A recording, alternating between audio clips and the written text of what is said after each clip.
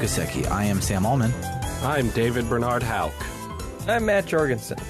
And the portion of Falcom's Kiseki series we'll be playing today is the 7th chapter of Kevin Game, Trails in the Sky the Third, entitled The Distant Flames. But before we get started, did you see that ludicrous display last night? I mean, the thing about Arsenal is they always try to walk it in. I'm just happy that I don't have to do intros and outros anymore. That was real stressful for me. I'm going to pretend I know what that meant. It's the joke is that I don't know what it means because it's from IT Crowd, and it's this book that Morris is reading on how to talk to people who like sports about sports. And it tells them to just say that sentence, and that's all you have to say. And the other person will do all the talking from there on out. But yeah, so what's up, everybody? So yesterday, I've been looking for Japanese instructional books because I'm learning Japanese, and a lot of them are bad. Like, I'm looking at them and they seem bad. I found one that looks really, really good. I thought it was out of print because I was having trouble finding a copy. So I ordered one on eBay, and it's going to be here like in the middle of August. We're recording this in the middle of July. And then later that day, I was at a bookshop and I saw that book. And I tried to cancel my order on eBay and it wouldn't let me. So I was frustrated. That's my anecdote. Awesome. Cool. What about you, Matt, before I steal the show, because I have a lot of updates?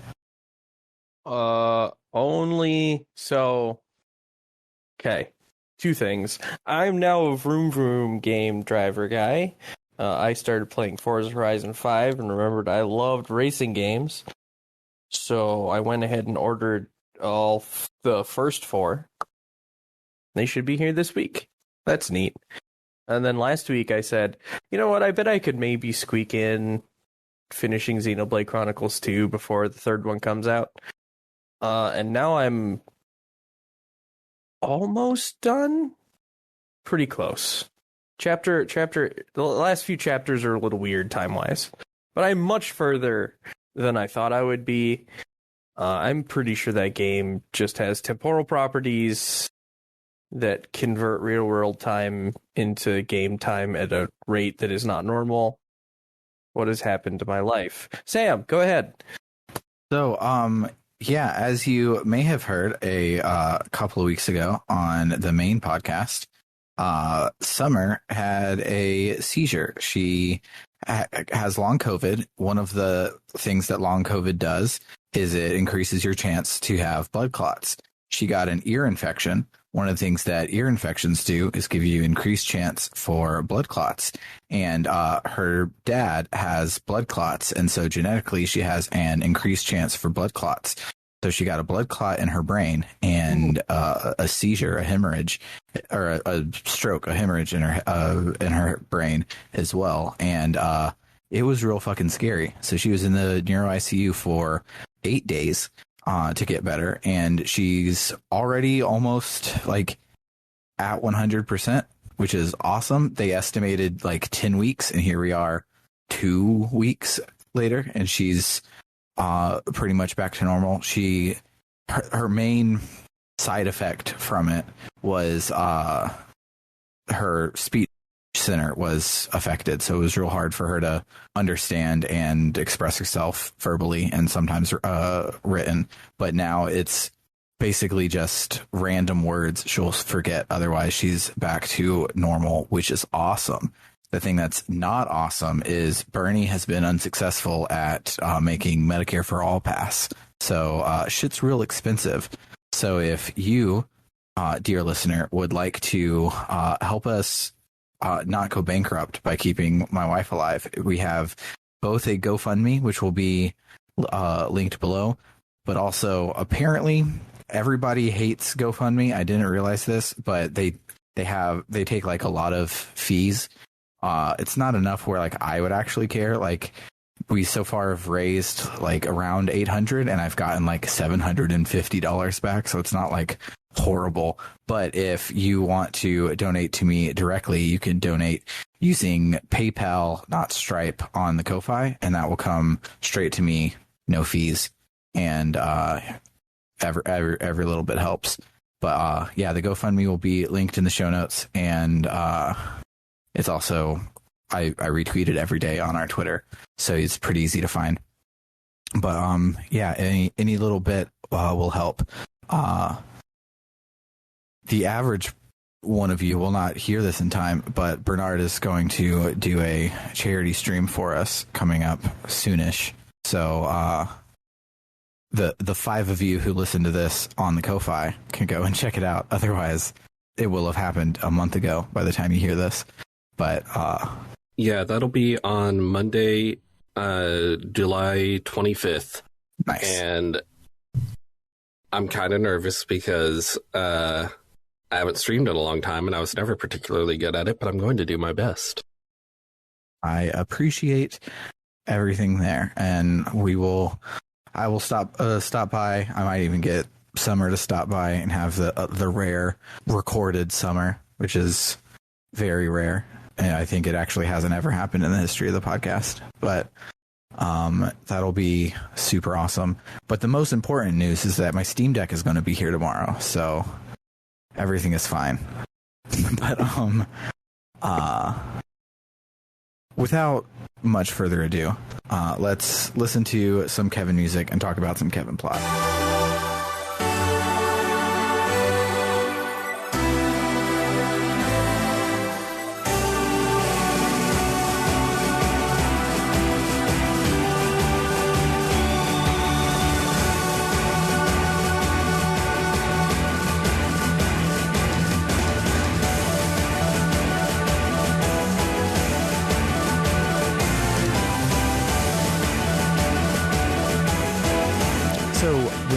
Last left our heroes, they were going through a whole bunch of trials that were tailored to each party member, and at the end of it all, we finally got to Kevin's door, and when we opened it up, it was Astor House, the orphanage where he, Reese, and Rufina grew up. That was the end of the last chapter. Picks up exactly there. No flashback. Just jumps right in this time. So we go poking around in Astor House to try and find a way to the seventh plane through here, and there were a bunch of cute little scenes at the various landmarks around the area, like the well, the dining room, which they call the living room for some reason, the kitchen, the matron's room, the kids' room, the boys' room, and the girls' room. We hear about a bunch of antics that Kevin, Reese, and Rufina got up to, and we get a better picture of how close they all were growing up. But we don't find any way to move forward, and the chapel itself is locked. Kevin asks Rufina if she was the one who was cleaning the chapel back on the day that the Jaegers attacked, and she said yes. Kevin guesses that because of Phantasma's bullshit with making dreams and memories come true and shit, that the key will be in her pocket, and sure enough it is. So we head inside the chapel.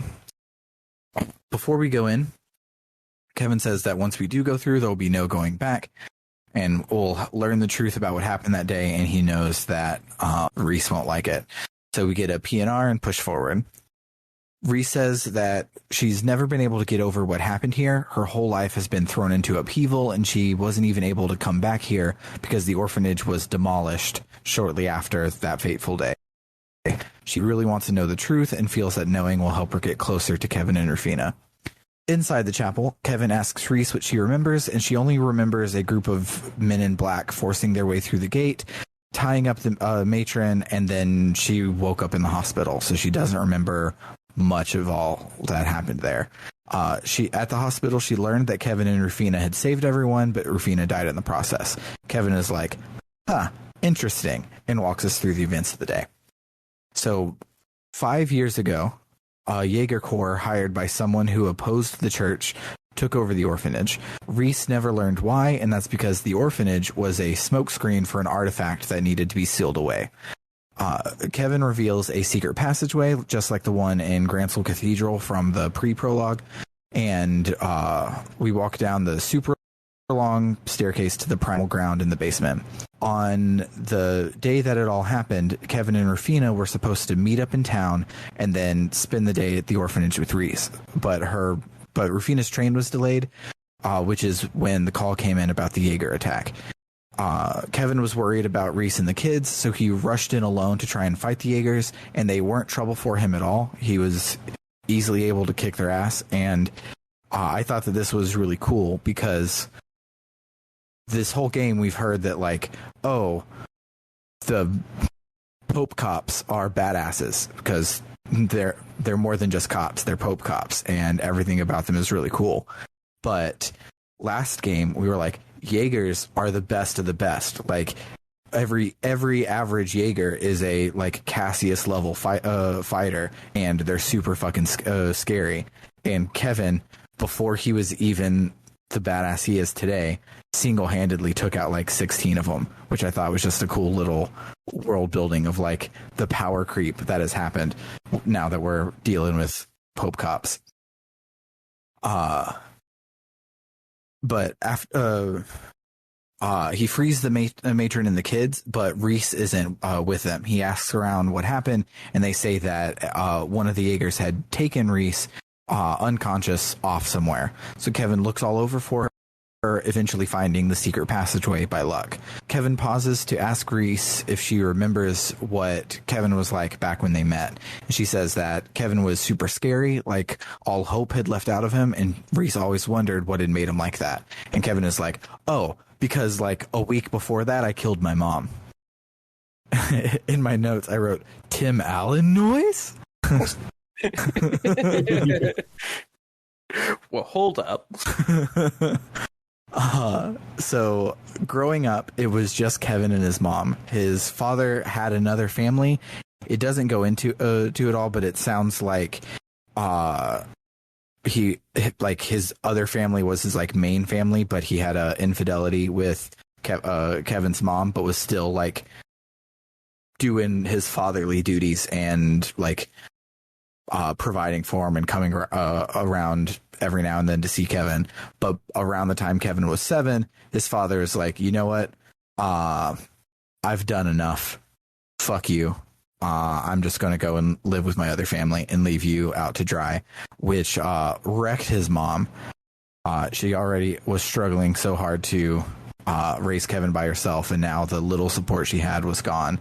And she worked herself to death, basically. She became more and more frail and despondent. Kevin kept trying to cheer her up, but nothing worked until one fateful winter night when she decided that murder-suicide was the answer. She knew that they were going to die anyways, so she might as well take the easy way out, but Kevin wouldn't let her. He ran outside to get away, freaked out, waited for her to clear her head, and after a while he returned, but she had stabbed herself. Fuck. What a way to go. So Kevin says that this is when his stigma was carved inside of him. So continuing our tour of the orphanage chapel, we make it down to the primal ground where Kevin says he finally caught up to the Jaeger who had Reese. The Jaeger, when he saw Kevin, ran and grabbed the artifact on the pedestal to defend himself. The artifact, the Spear of Loa, is a spear that turns its wielder into a monster. So the Jaeger hulked out and kicked Kevin's ass a lot. Then Jaeger turned towards Reese and raised the spear to kill her, and then Kevin's stigma activated, and it absorbed all of the artifact power from the spear into itself, and then fucked up the Jaeger like a lot. The text literally says, by the end, he wasn't even recognizable, just thousands of lumps of flesh strewn all over the floor. It's gross.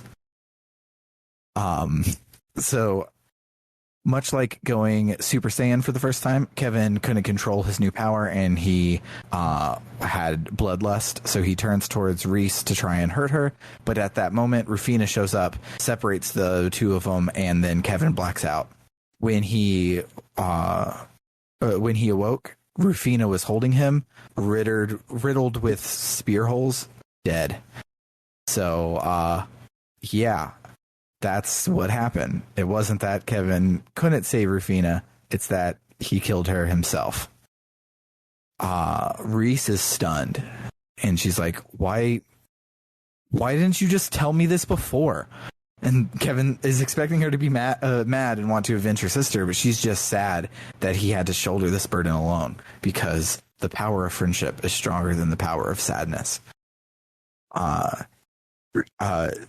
She asks, why didn't he let her help him? Why didn't he let her hug him, do anything? Instead, he was just taking on these hard, deadly missions because he wanted to get his ass kicked for killing his friend. And then off screen, an ominous voice says, "That's right. It's the Lord of Phantasma," who, I will remind you, in my version of the game, has voice acting. And it has been an old, creepy man this entire time. And that's the voice he continues to use right here. So the Lord of Phantasma taunts Kevin a little, and Kevin is like, "Enough games. Reveal yourself, Rufina Argent." Last week, we guessed at the very end that it was probably Rufina as the Lord of Phantasma because it was seeming like it, and we were right. She is, in fact, the big bad. And now... It sure was last week. Yeah. That we last guessed week, that. as in last episode, and not last week as in, I think it was like a month and a half ago now. Yeah, I'm pretty sure it was 6 weeks.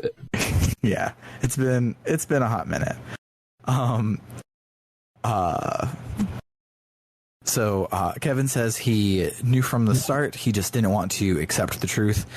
Rufina asks if Kevin understands what she's trying to do, and he says, "Yes, just take me away." Reese is like, what the fuck? And Rufina says that Kevin just wants to be punished, and she's going to punish him. All of Phantasma in its current form is just to punish Kevin.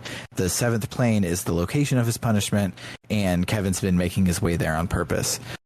Reese lashes out at Rufina with her sword, but Rufina teleports away. Reese says, "You're not my sister. She would never do anything like this." Reese turns to Kevin and reminds him of his promise not to do anything that would make Rufina sad. And sacrificing himself out of guilt and not much else would definitely make Rufina sad. She says, "Think back to when you first met us, Kevin. You'd given up on the world, like you just wanted to disappear. But did she let you do that? No. She forced chocolate down your throat and dragged you back to the real world, even when you didn't want to, whether you liked it or not." She tells Rufina to stop defiling her sister by pretending to be her, and Rufina is like, "Fine, you can go to hell instead," and creates a huge demon-y crack in the floor under Reese, who starts falling through. She locks everyone else into bubbles to keep them from interfering, and Kevin is like, "No, don't hurt her." And Reese is instead is like, "You what, mate? I'll fucking fight you, cheeky bastard." And she promises that no matter what happens, no matter where she sends her, she'll live, and she'll come back and come back to Kevin. So Rufina is like, "Whatever," and opens the crack wider, and Reese falls in. Kevin doesn't take kindly to this, so he goes Super Saiyan, for lack of a better term, and busts out of his bubble and jumps in after Reese. Then the fucking coolest sprite animations we've gotten so far happen. Like, all of the fights are cool. Like, those are awesome. It's really cool to see fucking like Agate and Leyway fight each other last game. Like, it was super fucking cool.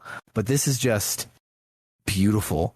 So Reese is falling into hell, and like the camera like slowly rotates around her, which, as you know, in sprites is like hard to do. And then her habit catches the wind and falls off her head, and Kevin like Superman oomphs harder so he can fall faster to catch up with her and catch her before she hits the ground. And it's just fucking awesome looking, and it's all in sprites, it's all in engine. It's super cool. It was amazing. I loved it. At the bottom, they land in hell, literally, like in Gehenna, the word that they've been using instead of hell for the last 3 games. Kevin calls Reese a dummy for blustering, being all like, "Oh, send me anywhere, I'll take it." Like, she had, like, anything could have happened to her. She could have easily died, and she's a squire and he's her superior, so she had no experience or judgment or right to be making calls like that. And if she ever does it again, he'll boop and he bops her on the nose. Because who the fuck is Kevin fucking Graham to scold anyone for doing something stupid? Because he's a fucking idiot. And I loved that so fucking much. Then they stand up and they take a look around at the literal hell in which they find themselves. And Kevin says that he had wanted to be punished, and if he accepted that punishment, everyone else could just go on with their lives, and he would be like Rufina, sacrificing himself to save other people. But that's not actually like her at all. She didn't give up her life willingly because she wanted to throw it away, but because she had no choice to save Kevin. Saving Kevin was the goal, not giving up her life. And so since he was trying to find a way to sacrifice himself, he was going about it completely opposite. Because that's not their only choice here. Everyone here is a badass, and everyone working together can take on Phantasma. So Kevin is like, all right, then let's head out. And Reese is like, what? And he's like, yeah, I'm over this sit in hell and be punished sort of shit. So let's go punch Satan in its throat. So then we have a dungeon. I didn't think we would have one this chapter because it was so short, but they squeezed one in anyways. All of the mobs here are the lesser devils that would show up as part of the boss fights thus far. It's super cool. Along the way, we have to fight the ghosts of people that Kevin has had to kill as part of his Gralsridding, and they suck emotionally. I don't like it. It's almost as if he's in hell, and they are sent here to torment him. The last ghost is his mom's ghost, and this fight, oddly, was way easier than the last two. I took her out in just the 2 S-crafts that I had charged up at the beginning of the fight, and it was uneventful, but emotionally it had a huge toll on Kevin.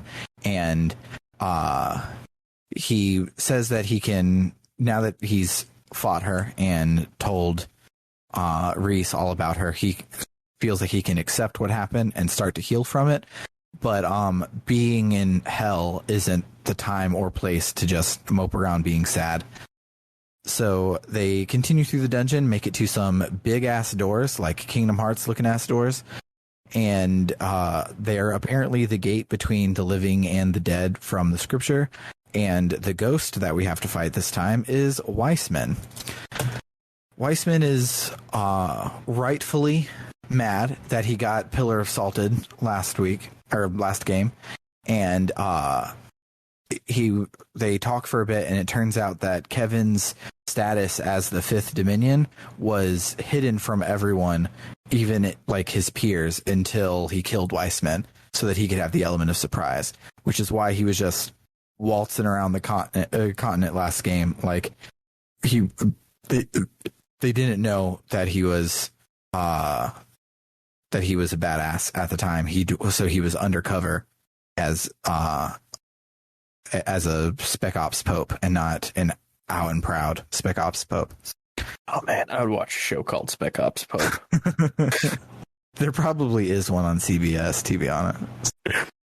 Yeah, but I would watch it not made by TBS. Yeah.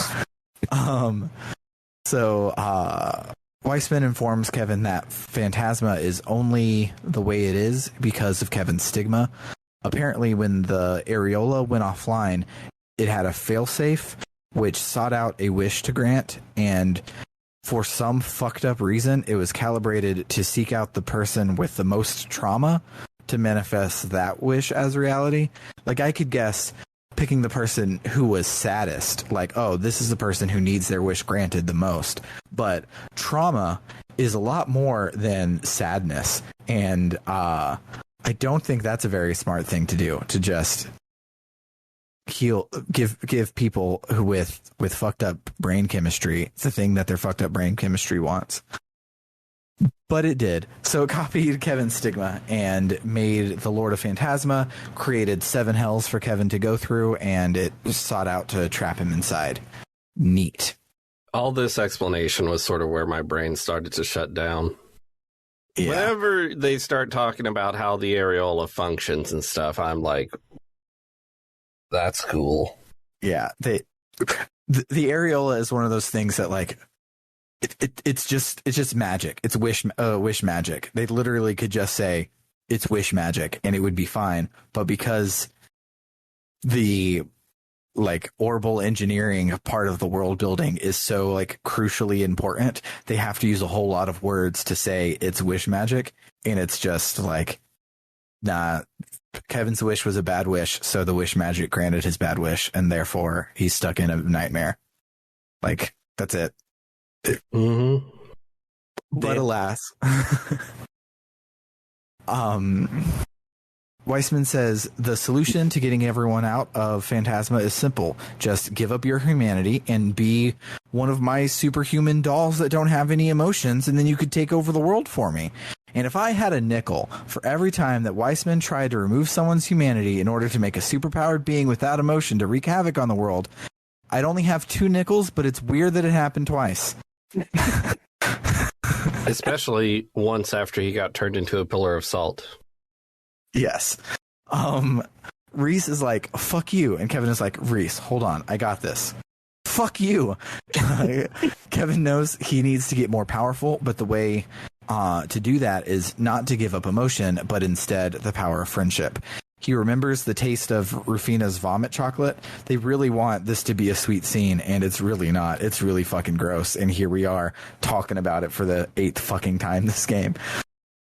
He remembers that it tasted bitter yet sweet, which is like a metaphor for life. It's full of bitter hardship, but full of sweet joy as well. So he repeats, fuck you. Weissman is like, fine, and summons 2 huge-ass devils for us to fight with him. And Reese is like, fuck, what do we do? And Kevin goes Super Saiyan again, but this time not with his spear of Loa, but with the spear of the light half of his stigma that he wasn't able to sense until now. So now we have a kick-ass S-Craft, and we take on the boss fight. So, yeah, I lost super fast the first time, so I retried on a easier difficulty, and then I won pretty easily. How was the fight for you guys? Yeah, it was hard. I do believe I beat it on my second try, but it was rough. Yeah. 90% of the time in JRPGs where they're like, oh no, they're bringing out the big guns. This is going to be super hard this time. Like, they actually nerf everything to make it just a normal boss fight. But I don't think they did that this time. I think it was the 2 hard-ass bosses from before plus a new hard-ass boss. What about you, Matt? Did you have trouble with the Weissman fight? I think I would have. But oh yeah, your computer died, and so you're finishing out this game on Let's Play, aren't you? Yeah. Yep. Okay. Cool. So, yeah, it was hard. The person I was watching, though, because I ended up watching this part on as a video form LP, and they made me feel bad about my skill at video games. Yeah, that's the trouble with watching Let's Play sometimes, is you're like, how am I a professional video game liker if this average person is better than me? I mean, it wasn't even that they were better than me, right? They were so much better than me. Like, I'm down here playing basketball with my Fisher-Price hoop, and they're running with the Harlem Globetrotters. Yeah. The fight was hard. It wasn't anything particularly like tricky. They hit real hard. Weissman has an instant craft move that should be an S break, but it's not. It hits real hard and hurts real hard. He also has some arts that hit real hard, and he also has Kevin's new kick-ass super awesome time magic spell that I got this week because I found a kick-ass time magic orb to put in his orb mitt, And I was like, man, this is awesome. I can blow up the whole goddamn world with this thing. And Weissman's like, me too. And it just hits real hard, and everything is AoEs, and you only have 2 dudes. So if your dudes are close together and they do an AoE attack, you just get fucked. And one of them does a whole lot of like statuses and shit, and Reese kept getting confused and going and killing Kevin and then dying herself, and it sucked. I hated it. But after the fight, Weissman is like, congratulations, you just killed a figment of your imagination. This literally doesn't do shit. Double flip off, disappears into the background. Kevin crumples over in pain, having overdone it with his new magic powers. And Reese is like, okay, so the only way forward is to go through the door to Kingdom Hearts. But there doesn't seem like there's any way to open it. So let's just fucking blow it up. And Kevin is like, maybe not. Blowing up. Please don't blow up my brain.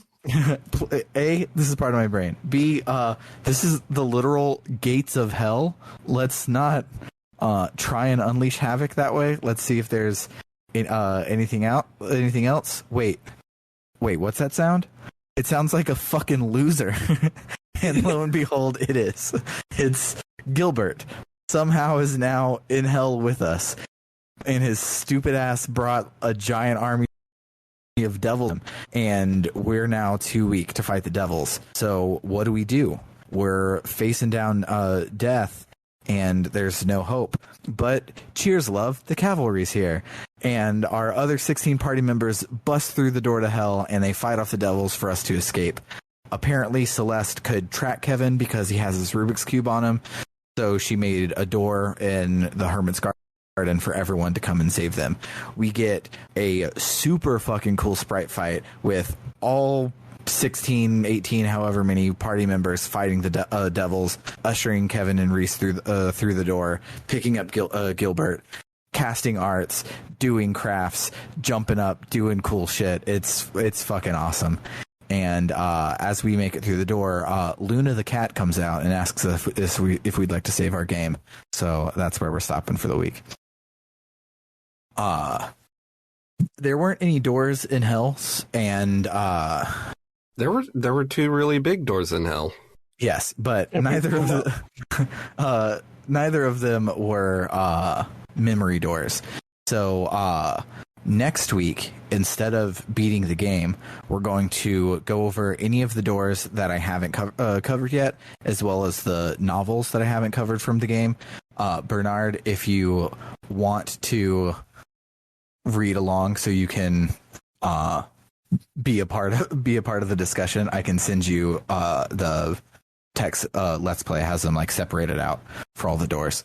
So I'll send you those. We'll talk about those and the novels and stuff so that we don't have a pace killer in our final week, because we usually do doors as the second section. So like finishing the game on a high note and then be like, yeah, so then there was a fishing mini game and we did that 11 times. And then there was an arena and we did that 11 times. We're going to break it off and put it in its own episode for next week.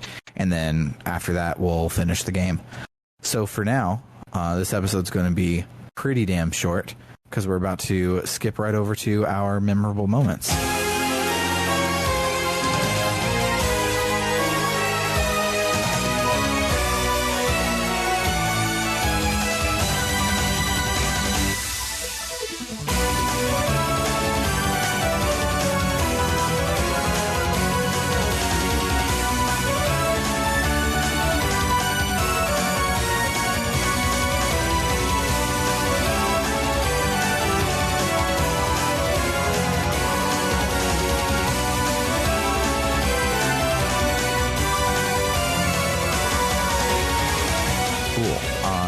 Does anyone have any memoms that they'd like to bring up? I liked Hell. It was a good dungeon. It was a good dungeon. It looked really fun. I liked the fucked up ghosts of people Kevin has killed that he has to deal with. one of them said, "I hate it. It's hot. I hate it. I hate. I hurt. Hate. Help me. Hot. Hate. Pain. Hate. Help. Hot. Hate. Hate. Hate. Help. Hate. Hot. Help. Help. Help. Help. Help." And it goes on like that for a while. And living in Texas in July 2022, that's very much how I feel. Yeah. I agree. I don't live in Texas right now, so I don't firsthand know, but the hot sucks. Mm-hmm.